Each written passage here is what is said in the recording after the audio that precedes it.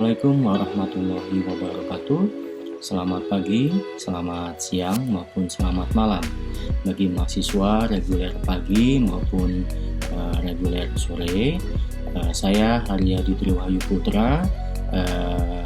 Kita masih di kelas saya, yaitu untuk mata kuliah Komunikasi Bisnis Internasional. Materi kita pada pertemuan kedua ini masih sama, yaitu seperti yang pertemuan pertama, ini kelanjutannya, yaitu komunikasi bisnis yang efektif. Selamat menyaksikan. Saudara, kita masuk ke slide bagian pertama, yaitu the basic character of communication business. As we know that communication is defined as the process of sending and receiving message based on Baird and Stoll, 1976. And the stimulus and event that creates within an individual the need to communicate.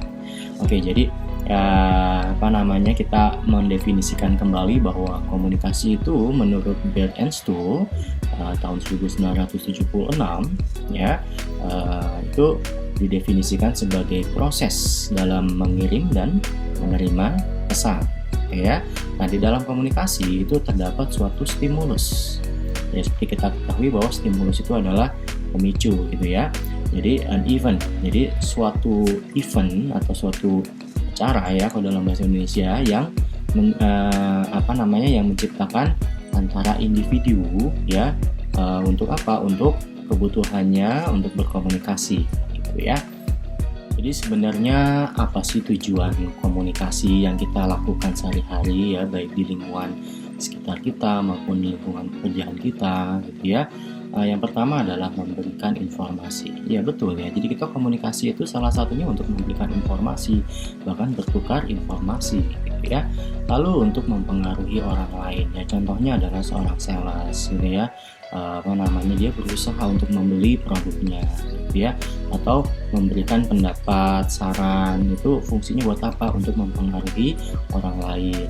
Lalu menolong orang lain menyelesaikan masalah dan membuat keputusan yaitu otomatis kalau misalnya ada yang contohnya ada yang curhat atau apa, kan otomatis dia pasti perlu bicara perlu komunikasi baru kita bisa kasih timbal baliknya lalu membuat keputusan kadang-kala ada orang yang sulit bingung ngambil keputusan yang mana kita bisa ngasih saran dengan cara berkomunikasi lalu untuk mengevaluasi perilaku kadang-kala kita tidak menyadari bahwa kita memiliki perilaku yang negatif Nah, kadang-kala kita juga membutuhkan introspeksi introspeksi itu salah satunya kita perlu penilaian dari orang lain Nah, penilaian orang lain itu disampaikan ke kita dengan cara komunikasi. Lalu selanjutnya ada komponen-komponen komunikasi Komponen komunikasi yang pertama adalah sumber atau communicator business. Jadi sumber di sini adalah misalkan saya sebagai pengirim pesan, saudara adalah penerima pesan. Nah, kita itu merupakan communicator, yaitu orang yang melakukan komunikasi Lalu yang kedua penyandaian atau penguraian sandi. Seperti kita ketahui bahwa pada saat kita mau melakukan suatu komunikasi, pertama kali pasti akan ada di otak kita dulu Nah, yang ada di otak kita itu ibaratnya adalah sandi yang harus diuraikan Nah, baru setelah diuraikan baru kita bisa mengucapkannya atau menyampaikannya kepada audiens kita lalu ada umpan balik atau umpan depan.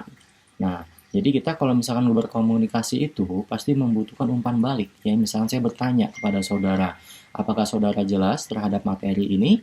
Nah, lalu saya butuh umpan balik jadi saudara jawab, oke Pak, saya jelas Nah, berarti itu perlu adanya umpan balik. Jadi kalau misalkan tidak ada umpan balik bagaimana kita bisa berkomunikasi lalu ada saluran atau channel komunikasi. Nah, masih ingat gambar yang bagian yang bagaimana proses komunikasi dari pengirim pesan sampai ke penerima pesan. Yang di tengahnya itu adalah ada saluran atau channel komunikasi. Jadi kita akan membutuhkan pada saat kita berkomunikasi kita membutuhkan saluran atau channel komunikasi itu Contohnya misalkan saya dalam mengajar saya membutuhkan apa saluran kita kita membutuhkan YouTube atau membutuhkan video kita lalu membutuhkan PPT dan mungkin kita menggunakan Google Meet atau Zoom gitu ya. Nah, itu merupakan saluran atau channel komunikasi. Oke, lalu konteks. Ya, konteks itu berarti isi dari komunikasi kita itu. Jadi kalau kita berkomunikasi harus jelas mau arahnya kemana, jangan yang satu ke sini, yang satu ke sana. Jadi harus jelas konteksnya kemana. Ya, lalu ada komponen selanjutnya, ada gangguan-gangguan nih ya. Nah, gangguan itu bisa berupa tiga, ada gangguan fisik, psikis, dan semantik. Nah, kalau gangguan fisik seperti kita ketahui bahwa misalkan kita lagi berkomunikasi gitu ya, apa namanya, tahu-taunya misalkan kita via telepon ya, tahu-taunya telepon kita mati di tengah gitu ya, atau mungkin pada saat kita mungkin menggunakan WhatsApp call gitu ya, ternyata kuotanya habis gitu ya, atau mungkin pada saat saya lagi pidato gitu ya, atau mungkin saudara pidato di podium, tahu-taunya mic-nya mati. Nah, itu apa namanya, merupakan gangguan fisik ya, salah satu contohnya. Lalu gangguan psikis ya. Nah, kalau psikis berarti berhubungan dengan psikologi kita gitu ya. Ya misalnya saya mengajak ngobrol dengan orang yang lagi marah gitu ya. Nah, itu kan secara psikis ibaratnya dia belum bisa untuk diajak komunikasi ya. Atau mungkin secara psikis dia lagi capek, lagi lelah sekali gitu ya. Jadi dia kalau saya ajak ngobrol dia nggak nyambung ibaratnya begitu ya. Nah, itu merupakan gangguan psikis. Lalu ada gangguan semantik. Apa tuh gangguan semantik? Nah, jadi semantik itu merupakan pemahaman, gitu ya. Ya, misalnya begini, ya seperti beberapa contoh gitu ya kemarin, misalkan kita berbicara dengan orang yang apa namanya, orang mana ya, orang suku-suku yang ibaratnya memang nadanya bicaranya keras seperti orang Makassar, orang Batak gitu ya, yang dimana mungkin pada saat kita yang terbiasa kehidupan sehari-hari dengan bahasanya lembut, intonasinya lembut, pada saat kita tanya, misalkan kita menggunakan bahasa yang lembut ya, misalkan apa kabar Mas, apakah baik-baik saja, lalu orang Batak atau orang Makassar itu saya baik-baik saja gitu ya. Ah, padahal kalau secara intonasi nada sih mereka nggak kenapa-kenapa gitu ya. Tapi kita kadang kala secara pemahaman loh kok ngegas begitu gitu ya. Padahal dia disangka, kita sangka bahwa dia tuh marah. Padahal enggak. Nah, itu adalah apa namanya, gangguan dari sisi pemahaman atau semantik. Saudara, di sini ada prinsip dasar dari komunikasi ya. Jadi yang pertama, komunikasi itu tidak mungkin dihindari. Pasti ya. Walaupun yang orang tunawicara pun dia perlu komunikasi dengan apa? Menggunakan bahasa isyarat gitu ya. Apa namanya, orang yang tidak bisa melihat gitu ya, dia juga membutuhkan apa? Komunikasi. Oh, dengan mendengar atau dengan membaca huruf braille gitu ya. Itu salah satu contohnya. Oke, lalu prinsip dasar yang kedua, jadi sebagian besar komunikasi adalah non-verbal ya, sebagian besar. Jadi apa namanya, komunikasi ini yang tidak disampaikan melalui kata-kata, berisi penekanan, pelengkap, bantahan, keteraturan, pengulangan, atau pengganti pesan verbal. Jadi kita sehari-hari itu mungkin apa namanya, tidak perlu menggunakan verbal, yang kita ucapkan dengan non-verbal juga orang sudah paham ya. Misalkan seperti ini ya, seperti misalkan ke anak kecil, misalkan ada anak kecil nakal ya, main suatu mesin atau main-main elektronik yang ibaratnya membahayakan gitu ya. Nah, kita dengan menggunakan bahasa nonverbal dengan itu saja sudah mereka sudah tahu bahwa itu tidak boleh. Oke ya. Misalkan kita nanya juga gitu ya, misalkan Pak, pidato saya bagus nggak? Ya, lalu saya bilang dengan gaya nonverbal. Nah, itu berarti otomatis apa itu, kita nggak perlu menggunakan verbal juga, dengan non-verbal tuh orang sudah paham. Tapi hati-hati bila dengan budaya yang berbeda. Ya seperti yang kemarin saya ceritakan bahwa orang Afrika bila iya itu dia tidak gini. Tapi kalau misalkan tidak, dia justru mengangguk. Ya, nah itu ada beberapa gestur-gestur tubuh ya yang di dunia ini yang menunjukkan bahwa ada perbedaan gitu ya. Oke, lalu prinsip dasar yang selanjutnya yang ketiga yaitu konteks. Nah, ini berhubungan dengan lingkungan ya, apa namanya, itu mempengaruhi komunikasi gitu ya. Jadi konteks lingkungan ini, jadi konteks memang secara isi gitu ya, isi dari bicara kita, tapi ini berhubungannya dengan lingkungan. Jadi kalau misalnya lingkungan kita ini lagi tidak memungkinkan untuk komunikasi, misalkan di dalam perpustakaan nggak boleh teriak-teriak gitu ya, itu pasti akan mempengaruhi komunikasi kita. Lalu yang keempat adalah arti pesan terdapat pada orang-orang, bukan dalam kata-kata. Jadi itu semua tergantung pada persepsi ya, persepsi orang-orang itu mempersepsikannya bagaimana. Nah, makanya kita di sini mempelajari komunikasi bisnis secara internasional, kita harus tahu dulu ya. Jadi andai kata kita jadi ekspatriat nantinya gitu ya, atau mungkin kita bekerja di wilayah yang lain, kita harus tahu gitu karakter orang-orang di sekitar kita itu seperti apa. Nah, karena kadangkala kata-kata kita ini ya berbeda artinya, maknanya gitu ya. Dan pasti setiap bahasa di tiap daerah itu berbeda gitu ya. Oke, selanjutnya kita masuk ke slide berikut. Lalu ada prinsip dasar komunikasi selanjutnya, yaitu komunikasi itu tidak dapat diubah. Ya, contohnya misalnya saya bilang bahwa secara verbal saya bilang, kamu kok hari ini jelek banget sih penampilanmu, gitu ya. Kamu harusnya rapi dong. Nah, pada saat saya bilang seperti itu orang yang saya ajak bicara dia sudah merekam di otaknya ya, dan nggak bisa dirubah lagi oleh saya karena apa, telah saya ucapkan. Makanya ya ada istilah mulutmu harimaumu gitu ya, lalu jagalah lisanmu. Karena apa, pada saat sekali kita sudah mengucapkan itu sudah tidak dapat diubah walaupun dengan kata maaf ya. Oke, dimaafkan tapi masih teringat kan kalimat itu gitu ya. Oke, lalu ada gangguan mempengaruhi komunikasi ya. Jadi ya seperti tadi ada gangguan fisik, psikis, semantik gitu ya. Nah, jadi komunikasi ini dia pasti sirkuler ya. Jadi antara kamu dan aku ibaratnya gitu ya. Nggak cuma searah gitu ya. Makanya kadang-kala kalau misalnya kita bicara secara linier ya, bukan ya secara linier searah doang gitu ya, nggak ada jawaban kan rasanya sepertinya dicuekin gitu ya. Nah itu. Oke, lalu yang ketiga itu pentingnya menciptakan dasar pemufakatan. Jadi dalam komunikasi itu kita kan sebenarnya apa sih supaya mendapatkan imbal baliknya gitu ya. Untuk apa? Dalam rangka pemufakatan. Ini contohnya mengambil keputusan setuju nggak gitu ya. Lalu komunikasi itu dia memiliki efek, memiliki dampak. Ya tadi kalau kita berkomunikasinya buruk, nanti ya pasti akan dampaknya jadi buruk ya, karena responnya itu pasti akan buruk ya. Oleh karena itu, kita harus menjaga komunikasi kita ini dengan baik. Saudara, di dalam komunikasi kita juga terdapat etikanya ya. Jadi etika ini berarti kan berhubungan dengan moral kita gitu ya. Jadi ada pertimbangan kebenaran atau kesalahan tindakan komunikasi tertentu. Oke, jadi kalau secara etika kita berkomunikasi itu harus memikirkan apa aja. Yang pertama adalah manfaat jangka panjang. Oleh karena itu pada saat kita mengucapkan kita harus berpikirkan dulu gitu ya manfaat jangka panjangnya apa. Oke, lalu minat terbaik pihak-pihak yang terlibat gitu ya. Nah, jadi ini berhubungan dengan orang yang akan kita kita kirim pesan gitu ya kepada orang yang kita ajak komunikasi untuk terhadap minatnya dia terutama ya sebenarnya minat kita dua atau mungkin minat suatu kelompok gitu ya. Lalu memiliki informasi dan pemahaman yang diperlukan untuk membuat pilihan yang diinformasikan. Jadi karena kita di sini berkomunikasi, jadi secara etika itu harus si kontennya ya, si konteksnya itu harus punya informasi. Komunikasi kita itu informasi buat apa ya, untuk mengambil keputusan dalam membuat pilihan ini gitu ya.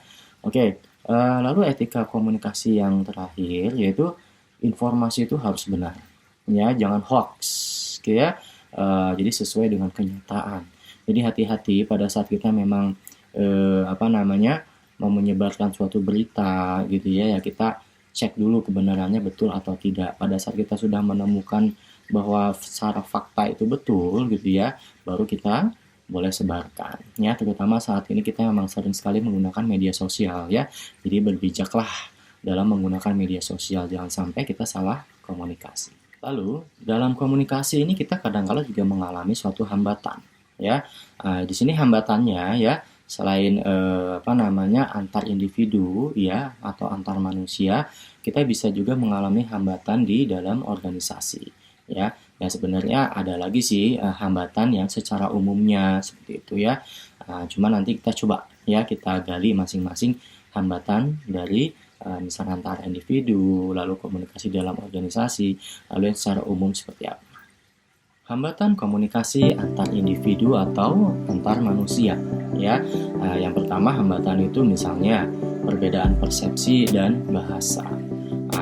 Sebenarnya saya pernah cerita nggak ya? Saya pernah waktu itu lagi jalan-jalan ya, kebetulan di Kuala Lumpur. Di situ saya bertemu dengan teman saya orang Malaysia, ya. Saya tanya, dia bertanya pada saya gitu ya, Hai Hari gitu, lagi sedang apa di sini gitu ya. Saya bilang ya saya sedang liburan aja, kebetulan long weekend gitu ya. Saya coba liburan di sini gitu ya. Oh gitu. Apa namanya? Lalu kegiatan apa saja yang telah Hari lakukan gitu ya di Kuala Lumpur? Lalu saya jawab bahwa saya beberapa hari ini ya jalan-jalan saja ya, keliling-keliling kota Kuala Lumpur ya, paling kuliner, lalu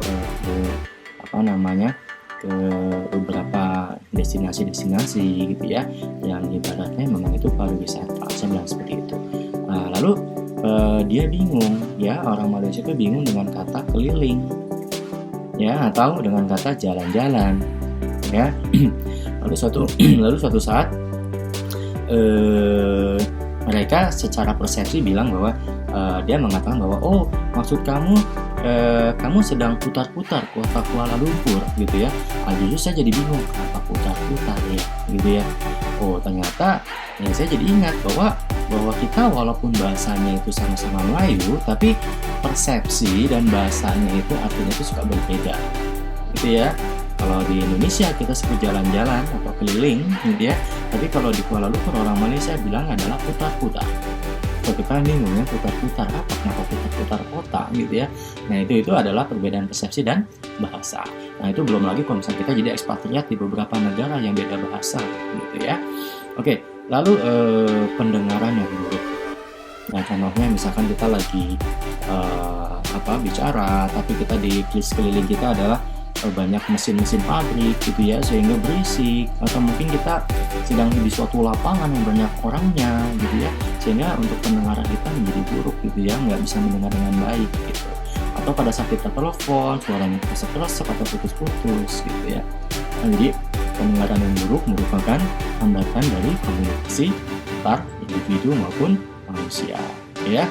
Nah, lalu ada gangguan emosional ya, yang psikis tadi gitu ya. Misalkan lagi kecewa, marah, sedih, takut. Itu pada saat kita ajak komunikasi kadang-kala secara mood ya kita mungkin akan kurang merespon gitu ya. Oke, lalu ada perbedaan budaya ya. Contohnya perbedaan budaya ya, misalkan kita gitu ya, ya seperti tadi orang Jawa gitu, orang Sunda berkomunikasi sama orang Batak gitu ya, yang asli sana ya, asli Karo misalnya kayak gitu ya, atau orang Makassar yang ibaratnya nadanya itu keras gitu ya. Nah berbeda kalau misalkan orang Batak atau orang Makassar yang sudah lama di tanah Sunda atau tanah Jawa, dia pasti akan ikut budaya setempat gitu ya, menyesuaikan gitu ya. Nah tapi kalau yang asli itu kadang-kala dia masih nadanya masih tinggi gitu ya, tapi nggak semuanya ya, itu hanya suku-suku tertentu gitu ya. Lalu ada gangguan fisik ya, tadi kan ada gangguan ya, ada gangguan fisik, semantik gitu ya, lalu ada psikis gitu ya. Nah ini kalau gangguan fisik ya, misalkan peralatan yang buruk tadi, misalkan sound system yang buruk, mic-nya yang mati gitu ya, lalu tulisan yang nggak bisa dibaca ya, contohnya. Makanya kita perlu nanti andai kata presentasi itu perlu yang namanya PPT, itu harus bisa dibaca ya, pada saat di proyektor gitu harus bisa dibaca, jangan sampai ibaratnya pelit gitu ya, kasih fontnya yang kecil gitu ya, jadi hanya bisa dibaca oleh kita. Jadi harus menggunakan tulisan yang jelas dan terbaca. Lalu ada cahaya yang redup ya, cahaya redup pasti otomatis akan membuat kita jadi gimana ya, kayak misalkan kita perlu penerangan yang terang nih, misal kamu lagi belajar tapi cahayanya redup gitu ya, otomatis kan akan mengganggu pada saat kita menulis ya, lalu saat kita membaca gitu. Nah itu merupakan gangguan komunikasi. Lalu saudara, ada hambatan komunikasi dalam organisasi ya. Jadi kalau ini berhubungan dengan apa? Dengan tempat pekerjaan kita gitu ya, di dalam suatu organisasi. Jadi yang pertama itu kelebihan beban informasi dan pesan yang bersaing ya, karena kecepatan informasi yang diterima semakin tinggi sehingga tidak sempat untuk ditanggapi. Ya contohnya saja misalkan kita dikasih tugas gitu ya, kerjaan gitu ya, yang sini belum selesai udah ditumpuk lagi, ini coba tolong di ini lagi ya, ini coba dikerjakan ini ya, ini coba dikerjakan ini. Saking banyaknya, jadi malah itu kelebihan beban dan akhirnya lupa begitu ya. Sama seperti email deh ya, email yang masuk saking banyaknya kita jadi lupa bahwa yang di bagian bawah ada yang belum dibaca gitu ya. Nah itu merupakan kelebihan beban informasi. Lalu ada penyaringan pesan yang tidak tepat karena birokrasi organisasi ya. Ini misalnya kita nanti pada saat komunikasi di dalam suatu bisnis dan suatu perusahaan kita gitu ya, misalkan antar divisi nih, tapi komunikasinya, informasinya kurang jelas, ini maunya gimana gitu ya. Nah, makanya dalam organisasi itu perlu mengkonfirmasi balik betul nggak seperti ini gitu ya. Nah, karena apa, kadangkala penyaringan pesan itu tidak tepat, kadangkala kita persepsi kita terhadap tulisan atasan kita coba dipelajari, coba apa kayak gitu ya.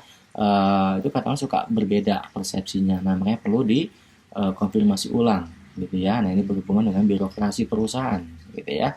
Oke, lalu iklim komunikasi tertutup atau tidak memadai ya, karena gaya manajemen yang tertutup sehingga cenderung menghambat pertukaran informasi ya. Contohnya misalkan ya, mudah-mudahan jangan ya, misalkan di kantor kita itu kita punya atasan yang otoriter gitu ya, yang dimana atasan itu dia merasa bahwa ya saya nggak perlu banyak ngomong, cukup sekali ngomong semua orang harus bisa gitu ya.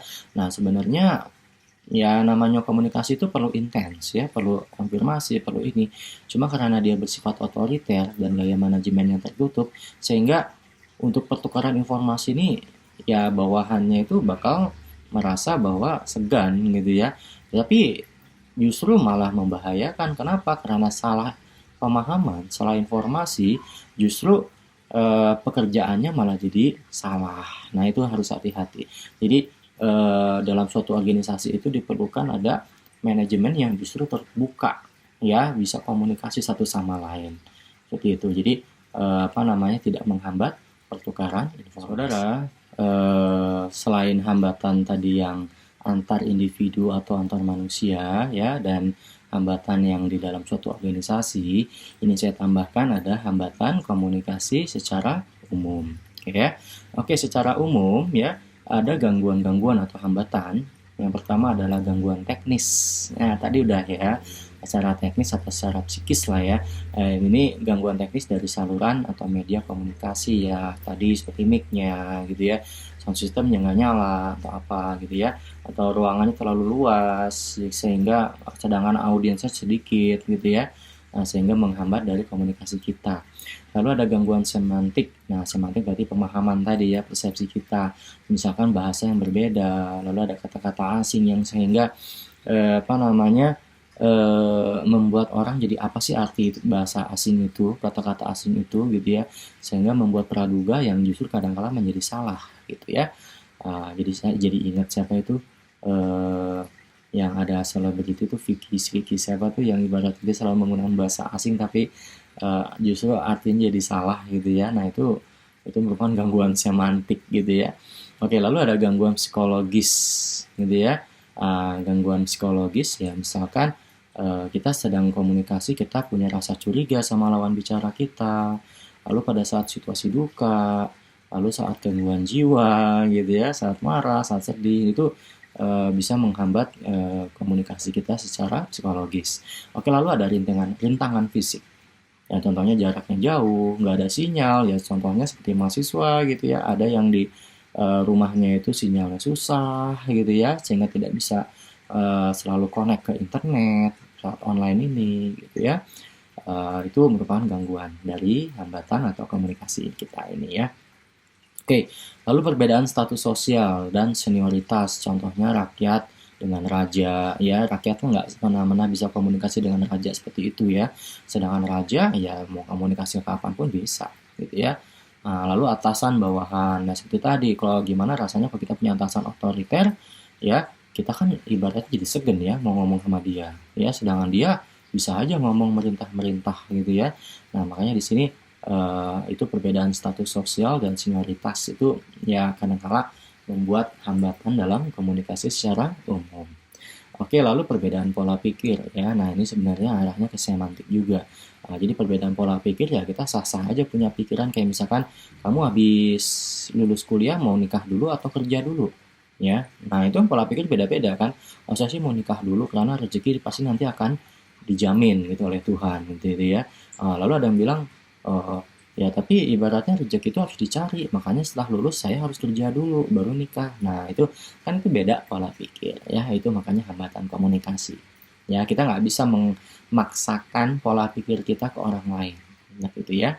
Oke, lalu ada perbedaan budaya, norma, kebiasaan, dan nilai-nilai yang dianut. Nah, ini pasti apabila kita nanti bekerja di suatu lingkungan yang berbeda, ya baik dalam negeri maupun luar negeri, ya kita harus lihat dulu budayanya, normanya, kebiasaan, dan nilai-nilai yang dianut. Jangan sampai ya, hati-hati, misal kita lagi di India gitu ya, contohnya kita bawa daging sapi, ya bisa dibaledok, ibaratnya kalau dalam bahasa Sunda ya. Hati-hati karena India nggak boleh memakan daging sapi gitu ya. Nah, tadi kan kita membahas mengenai hambatan-hambatan, tapi bukan berarti hambatan itu stuck di situ ya. Di sini kita sebagai suatu individu yang berkomunikasi, kita harus mencari cara bagaimana sih mengatasi hambatan dan memperbaiki komunikasi gitu ya. Oke, yang pertama memelihara iklim komunikasi terbuka ya. Tadi jangan otoriter, tapi kita ya terbuka lah, terutama kita harus jujur gitu ya, jangan ada yang ditutup-tutupi gitu ya.